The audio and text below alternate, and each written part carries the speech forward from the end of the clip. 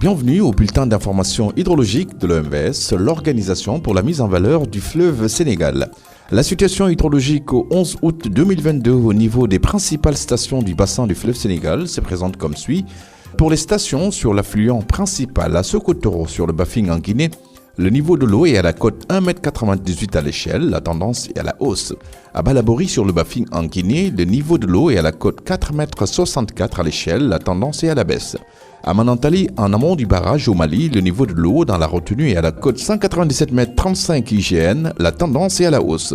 Pour ce qui est des stations sur le fleuve Sénégal, à Caille, le niveau de l'eau est à la cote 3,57 m à l'échelle, la tendance est à la baisse. À Bakel, le niveau de l'eau est à la cote 5,60 m à l'échelle, la tendance est à la baisse.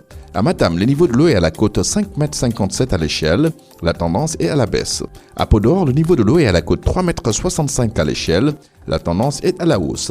À Richard Toll et Rosso-Mauritanie, le niveau de l'eau est à la cote 2,73 m à l'échelle, le niveau est stable. À Diamant, en amont du barrage, le niveau de l'eau dans la retenue est à la cote 2,08 m IGN, le niveau est stable. À Saint-Louis, le niveau de l'eau est à la cote 1,06 m à l'échelle, la tendance est à la baisse.